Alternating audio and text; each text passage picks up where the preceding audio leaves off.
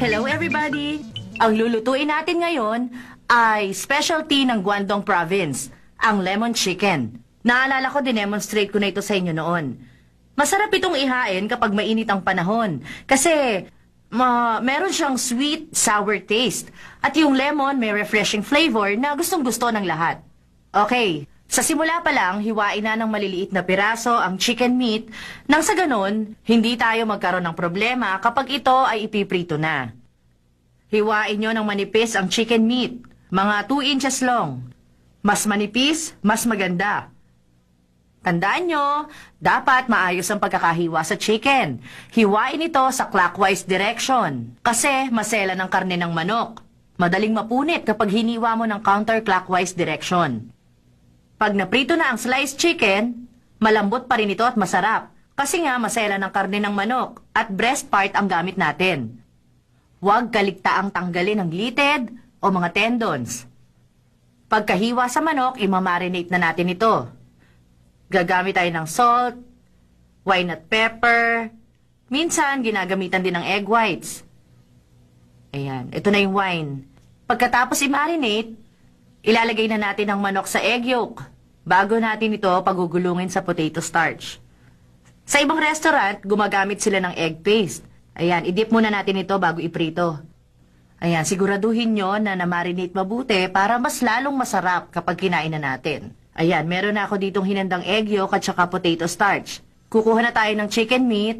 Ayan, tapos isasawsaw natin sa egg yolk. Siguraduhin malalagyan ang lahat ng chicken strips. Tapos ilalagay naman natin sa potato starch. Kukuha tayo ng bowl para paglagyan ng mga chicken strips na natapos na nating lagyan ng egg yolk at potato starch. Ayan, pwede rin kayong gumamit ng cornstarch o corn flour. Pwedeng gamitin ang ganitong uri ng harina.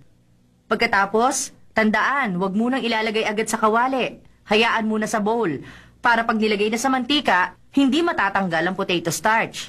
Ayan, pagkatapos i-dip ang bawat piraso sa potato starch, pwede na nating iprito sa mantika.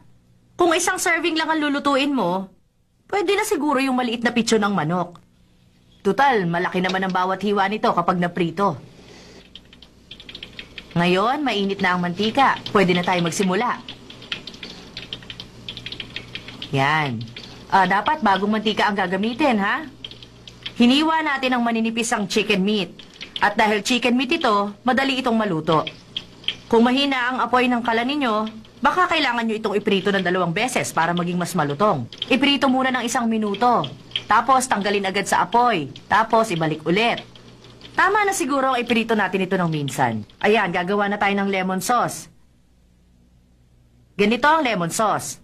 Una, lemon juice. Taiwanese green lemons ang gamitin natin, ha? Mga 3 soup spoon ito ng juice. Tapos lagyan ng asukal. Bukod sa asukal, lagyan din ng tubig. Haluing mabuti. Ayan. At lagyan ng mantika ang kawali. Ihalo din ang lemon mixture sa kapakuluin. Maliit yung bowl kanina kaya hindi ko nilagay ang lahat ng tubig. Ayan, dagdagan natin ng konti pang tubig. Parang kulang pa. Huwag kalilimutang lagyan ng konting asin. Palalaputin natin ang sauce nito mamaya. At syempre, gusto natin na malapot ang sauce ng lulutuin natin.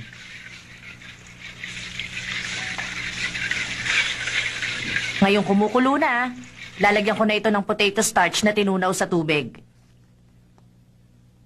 Hahaluin natin. Ang lahat ng recipe na itinuturo ko sa inyo rito ay mga specialty ng Guangdong Province. Ayan, nakikita nyo hinahalo kong mabuti ang potato starch. Kailangan tunawing mabuti. Dapat unti-unti rin ang pagbuhos para masiguro natin na walang buo-buo. Isa pa, kailangan nating hinaan ng apoy para hindi masunog ang niluluto nating sauce.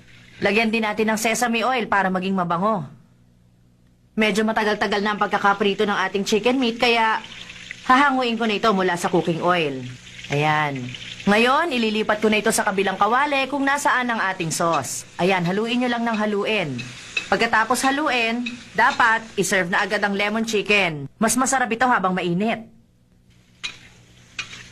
Siya nga pala, pwede rin kayong gumamit ng green bean flour, sweet potato starch, o pwede ring wheat flour. Maraming klase ng harina na pwedeng gamitin para dito. Ang bawat uri nito ay magbibigay ng iba't ibang lasa. Bakit hindi niyo subukang lutuin ito gamit ang iba't ibang harina? Maraming salamat po sa inyong panonood. Sana sa susunod na linggo ay magkita-kita uli po tayo. 8 billion line at pinagsiba-silos para kasing Regina Back. To help get good gut health, Yakult! Tulong protektan yan! Only Yakult has 8 billion live LCS in every bottle that may reach the intestines alive. LCS is scientifically proven to help balance out bacteria, help improve digestion, and help boost immunity. Panalo ka dyan! Ang paboritong Asia novela tuwing Sabado ng umaga, Angel Wings. Magi, Umalis ka na! Alis na! hanggang nagmamahalan tayo, walang sisira sa akin. Maniwala ka sa akin, sa tagal ng panahon, hindi pa rin ako nagbabago. Angel Wings, Saturdays, 7:30 a.m.